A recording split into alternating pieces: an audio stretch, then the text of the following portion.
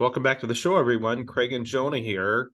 Today's episode is brought to you courtesy of the news desk of Delores. So you want to tee us off, Jonah? You bet. She sent us this article from Stylist, and it's entitled "Our Libidos Are Decreasing. Is Stress the Cause?" And it goes on to talk about how a survey was completed in the UK, and they asked 2,002 people on a scale of 1 to 10 to rank their libido. And so women rated their libido a 5.5 out of 10 in comparison to 6.13. Oh, that was, I'm sorry, a 5.5 out of 10, which was compared to a 6.13 for women in 2022. So it's decreased a little bit for women, which I don't know. It's interesting to rank it on a scale of 1 to 10 because I don't know what I would rank mine at. Right. It's a funny ranking system. I guess you got to pick something and go with it. So, well, and then at the same time, men rated their libido at a 6.8 out of 10 this year, which is an increase from 6.32 in 2022. So 1 year difference is the comparison here between these numbers. Women went down and men went up. Yep. Okay. And they also said that the so-called masturbation gap appears to expand in the UK, and so I think we need to give a shout out to Barry in South Africa, our masturbation fan, who seems to be watching all of our masturbation videos. Although it's not, I guess that's talking about it, not us actually doing it. Right. You got to pay for that content. So I was unaware that there was a masturbation gap. I was aware of the pay gap. Yeah, between men and women, not the masturbation gap.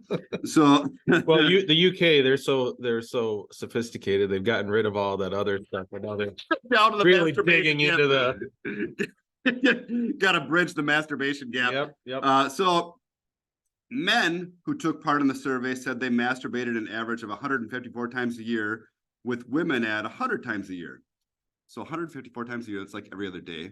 I think Barry and his friends are bringing up that average a little bit. I'm not sure where you're at, but well, and I can see they're talking about men, I think, across a wide age range. So every other day, for guys in their 20s, I don't know. Yeah, again, and this is always the difficulty in these kinds of studies, because it's only so useful to Catholic married people who are using NFP and all that, because we represent such a tiny fraction of the world. But it is, I think a large enough study. There's a number of facts that cross those barriers even within Catholic marriages. So yeah, 2,000 people. I mean, that's a fair amount. You'd assume 1,000 men and 1,000 women, roughly. Okay.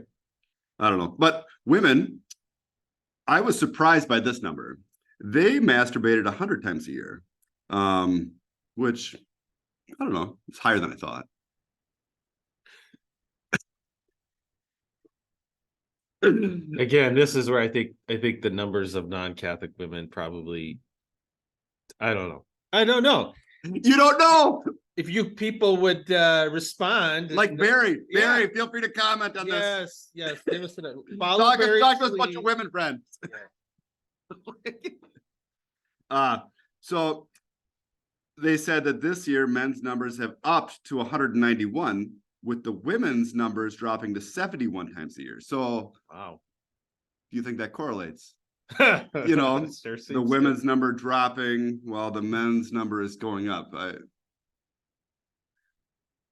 mean, it seems funny, doesn't it? So it seems like for men, their stress outlet is this activity, whereas for women, not so much. Well, I think that's kind of one of the punchlines of this article, is that women's response to stress is to kind of throttle libido and the need for masturbating, and for men, that tends to be what men turn to when times of stress. That's true, probably. I think. I don't know. Seems so. Hopefully, if you're a Catholic married couple, you can turn to intimacy during that time. Yeah. Well, yeah. I mean, stress comes for all of us, and I could just say for with great deal of confidence, when I've got something stressful coming up, especially as work related, I got to travel. It's really nice to have intimacy before you go. Yeah. Yeah, that does really help. So Yeah, that is true. So since we're trying to help everybody's intimacy, we'll look what are the reasons for the stress, yeah, and how can we help people? yeah. Well, the things that were listed in 2023 include the mounting cost of living, exhaustion, and a lack of time for personal activities. Um, Hmm. I don't know. You know what's surprising? They did not list mother-in-laws on there. I think that if you want to increase the intimacy in your life, just keep your wife away from her mother-in-law.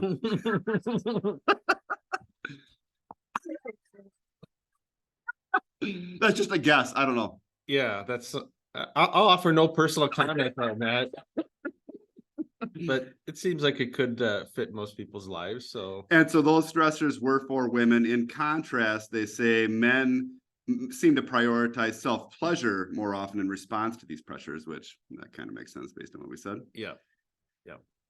I don't know, but I don't know. I just think that reducing stress is something that everybody, needs to do in one form or another. But really, if you're a couple, intimacy can really help with that, even if it is a really stressful time. And I know it's difficult to always get in the mood, but Oh, and I thought somewhere maybe here not for Craig, but it'll take much. My wife is just so amazingly beautiful and attractive and wonderful that just can't help yourself. just be in the same room with her is Yeah. all it takes. Yeah. Or not even being in the same room as her. Yeah. She just pushes all my buttons. Yeah. Yeah, I mean, I was thinking about this as I was reading the article because we have sort of this. I thought they said something about here how people have much more stress now than they did historically, and I don't know if that's true or not. Um, we kind of live and we have sort of this control group around us because we have Amish community around us, and they walk by, and you can't help but wonder, like, I wonder what life is like at home for those folks. Yeah. Um, are they do they have more stress in their lives or less stress in their lives? Or I don't know. I've heard that there's some infidelity there because nobody uses birth control. And so like, they're going to be pregnant like they get pregnant frequently. And so there's some wild activities that go on. Interesting. Wow. Even in that sort of like, very conservative community. I don't know. Maybe we'll have to get an Amish person on here to discuss that. I'm sure they would never open up about that, but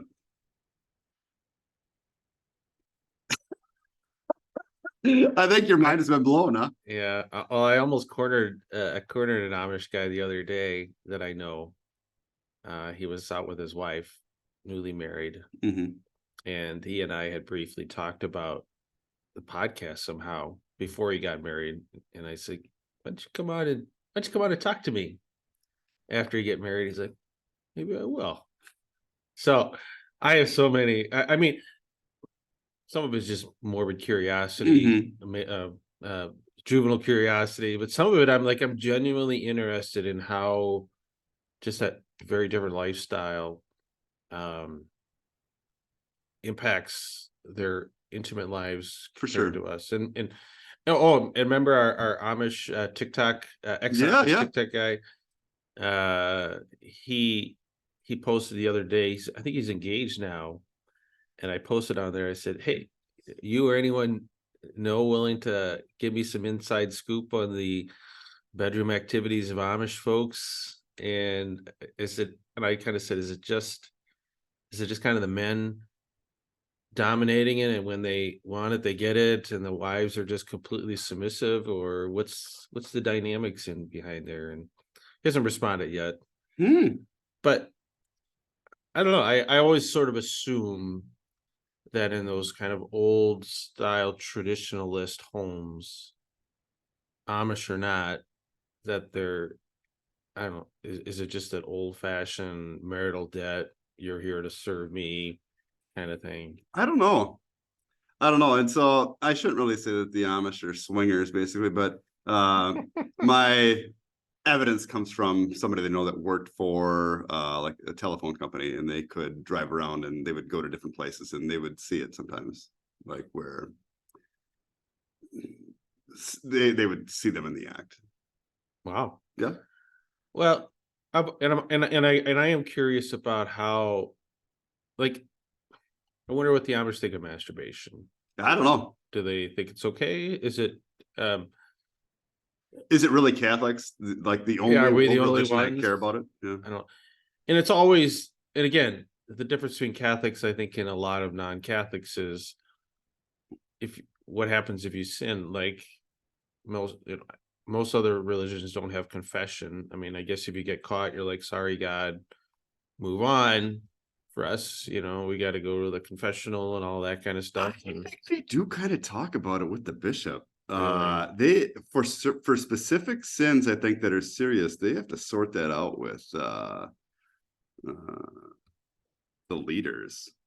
Well, if Barry in South Africa or anyone else has any leads on Amish men or women, I'd really like to talk to an Amish woman actually about Yeah. this to see what the life is like behind closed doors. But yeah, I don't know. Yeah, I don't know, but I don't know. I don't know if their lives would be less stressful or not. I kind of doubt it. And I don't really buy that people's lives were less stressful 100 years ago. I mean, at least around here, you really had to struggle to survive. Yeah, your kid had a good chance of dying of polio. I mean, just all kinds of stuff. Yeah. Oh yeah, having children die would be a terrible stressor. Like, yeah, or just worrying about food, Yeah. worrying about freezing to death. I mean, you got a lot of stressors there. Yeah, it's really. I mean, we have a different kind of stress level, and but I don't know. Is there a sweet spot? Did we, like people like to look back at the 1950s and Leave It to Beaver and everything seemed like it was the golden age of. I don't know. Did we reach a point where we had kind of eliminated stress as much as possible from our lives, and now since then we've just added to it by our phones and all the things that we do? I don't know. Today's stress is really self-induced because it's really brought on by ourselves. Yeah, I think a lot of it's avoidable. I think it is if you really want to. But yep, I don't know. So try to stay less stressed if you want intimacy, and keep them away from their mother-in-law. That's your tip of the week. That is my tip of the week. Yep. I'll link to that article below. It actually includes some, I think, sort of self-obvious list of tips for how to reduce stress and increase libido in your life. So I'll link to that below, but we will always talk about stuff that Delores sends us. You bet. My wife doesn't offer any advice. I think she just wants to be as uninvolved as possible. But she listens. She listens, and she's probably gonna listen to this one. So yeah, well, that's interesting, and it's I would I'm just it's interesting to see those numbers change like that. And to be honest with you, I actually thought the male numbers would be higher than that. Oh yeah, like I mean, I don't know what I would rank my libido at, but yeah, I don't know. Like, I suppose there's people that say a 5. See, but I wish they would give a justification for the scale. Like, 1, rarely interested, to 10, think about it all the time, I suppose. But I wish they'd given more concrete, results for the numbers as far as what they mean. Yeah.